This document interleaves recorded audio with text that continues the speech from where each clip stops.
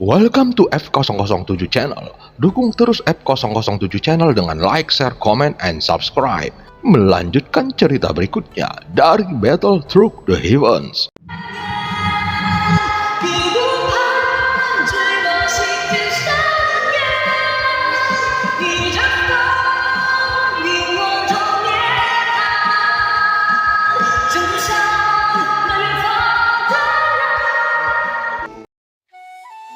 Pada part sebelumnya, kemunculan Su Wuqi, ahli Taisu, penguasa hukum bayangan, langsung mengubah jalannya pertempuran. Dengan kekuatan yang luar biasa, dia melukai Yi Jun dan menekan 3 dewa hingga berada di ambang kekalahan. Sementara pasukan Taisu semakin ganas, harapan Senshi kian memudar karena tanpa bala bantuan, mereka terancam musnah di medan perang. Keadaan pasukan Senshi sebenarnya sudah cukup buruk, namun situasi 3 dewa saat ini bahkan lebih parah. Serangan dan teknik milik Su Wuqi begitu sulit ditahan sehingga mereka hanya bisa bertahan dengan susah payah. Meskipun ketiganya memiliki kerjasama yang nyaris sempurna, luka dan kelelahan dari pertempuran sebelumnya masih belum pulih sepenuhnya. Menghadapi hukum bayangan milik Su Wuqi yang begitu dominan, mereka tampak kebingungan dan tidak mampu menemukan cara untuk mengatasinya. Pada saat yang sama, anggota tim Perles juga tidak mundur sedikit pun. Mereka terus bertarung di garis depan. Berkat armor dewa kuno yang secara khusus ditempa oleh Ding Yue untuk mereka, kekurangan kekuatan mereka untuk sementara dapat ditutupi sehingga masih mampu bertahan dengan susah payah di medan perang. Namun pasukan elit Taisu jauh berbeda dibandingkan para prajurit Taisu biasa. Seekor binatang raksasa berbentuk badak dengan aura logam kuno di seluruh tubuhnya muncul. Seorang prajurit Taisu berdiri di atas punggungnya sambil memegang tombak penghancur kehampaan dan langsung menyerbu ke arah tim Perles. Targetnya adalah Xiaozan. Semua orang terkejut meski segera bereaksi. Tekanan yang datang merupakan penindasan mutlak dari segi kekuatan. Tepat pada saat yang sangat genting itu, sebuah sambaran petir emas yang menyilaukan turun dari langit bagaikan pedang pembelah dunia. Sambaran itu menghantam tepat sasaran ke arah serangan yang menuju Xiaozan. Tak lama kemudian, sesosok tubuh tinggi besar muncul dan menabrak binatang raksasa itu dengan keras. Binatang raksasa tersebut langsung terpental, sementara itu di hadapan prajurit Taisu muncul sebuah bayangan. Ketika cahaya petir perlahan menghilang, sosok itu berkata dengan suara lantang, "Segera mundur, pertempuran ini bukan sesuatu yang bisa kalian tanggung." Orang yang berbicara adalah Dong Haiyuan, tubuhnya diselimuti kilatan petir. Di sampingnya berdiri Lei Ji, keduanya memancarkan aura yang sangat kuat. Dengan bantuan aturan Senshi, mereka telah berhasil menembus tingkat pertama keabadian para dewa. Ditambah lagi mereka mengenakan armor dewa kuno, sehingga di medan perang seperti ini, mereka sudah termasuk kekuatan tempur tingkat puncak. Anggota tim Perles pun mundur. Tentu saja pada saat seperti ini mereka tidak boleh menjadi beban bagi seluruh pasukan. Xiaozan mengepalkan tinjunya erat-erat. Dia membenci kelemahan dirinya sendiri. Jika memiliki kekuatan yang cukup, dia ingin menghancurkan semua bajingan Taisu itu dengan tangannya sendiri. Kini hanya mereka yang lebih kuat yang bisa maju ke garis depan demi menghindari korban yang tidak perlu. Dari celah kehampaan, prajurit-prajurit Taisu terus bermunculan tanpa henti. Mereka seolah ingin menghancurkan Senshi dalam satu serangan besar. Bagi Su Wuqi, keberadaan tim Perles tidak memiliki pengaruh apapun terhadap jalannya perang. Sasarannya sejak awal hanyalah 3 dewa. Seperti binatang buas yang bersembunyi di dalam kabut, dia memanfaatkan kemampuan hukum bayangan untuk berpindah tempat dengan sangat cepat, muncul dan menghilang di antara 3 dewa. Bagaimana? Kalian sudah merasakan kehebatan hukumnya. Bahkan satu seranganku pun tidak mampu kalian tahan. Ejekan Su Wuqi terus menusuk saraf mereka. Dalam sekejap dia muncul di depan Liang Jun dan melayangkan pukulan. energi bayangan berubah menjadi mulut raksasa, seekor binatang buas yang menggigit dan menghancurkan lapis demi lapis pertahanan Liang Jun. Detik berikutnya dia muncul di atas kepala Qi Jun dan menginjak turun, bahkan ruang di sekitarnya sampai terdistorsi akibat tekanan tersebut. Tiga dewa berjuang habis-habisan bersama-sama, tetap berusaha melawan meski berada dalam situasi putus asa. Namun kekuatan mereka ditekan, sementara kemampuan pemulihan mereka terus dipengaruhi oleh hukum aneh milik Su Wuqi. Di hadapan hukum bayangan tingkat keempat milik Su Wuqi, kekuatan mereka tampak begitu lemah dan tidak berarti. Ledakan demi ledakan terus terdengar.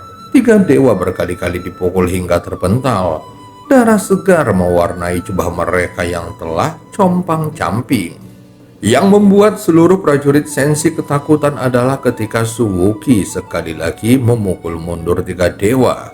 Lalu dia mengangkat tangannya dan melepaskan gelombang kejut bayangan yang mencakup area ratusan kaki, mengarah langsung ke wilayah tempat para prajurit Sensi yang berkumpul paling padat. Sial! Liang Jun meraung marah tanpa memperdulikan keselamatannya sendiri. Dia menerjang maju untuk menahan serangan tersebut dengan tubuhnya.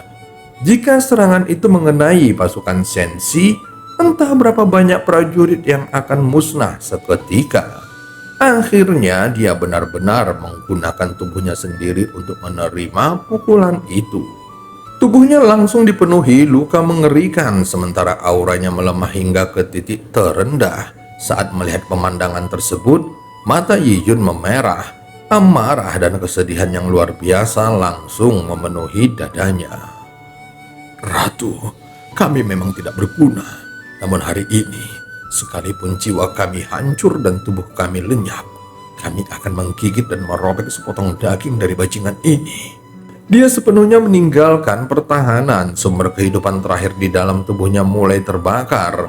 Tubuhnya memancarkan cahaya yang belum pernah terjadi sebelumnya, seperti meteor yang sedang terbakar. Tanpa ragu sedikit pun dia menerjang lurus ke arah Su Wuqi. Aku akan menemanimu sampai akhir. Dia berkata dengan suara menggelegar. Qi Jun juga menunjukkan tekad yang sama di matanya. Tubuhnya berubah menjadi seberkas cahaya merah panjang dan bersama Yi Jun menerjang maju. Sementara itu Liang Jun sudah berada di ambang kematian. Serangan nekat Yi Jun dan Qi Jun juga merupakan tindakan yang nyaris pasti berujung mati. Namun mereka tahu, jika tidak ada yang menghentikan Su Wuqi, garis pertahanan akan runtuh dalam sekejap. Keduanya membakar sumber kehidupan mereka dan memaksa seluruh kekuatan yang tersisa mencapai batas tertinggi. Dengan gila-gilaan mereka membentuk segel dan formasi terlarang. Mereka sadar bahwa saat ini mustahil membunuh Su Wuqi.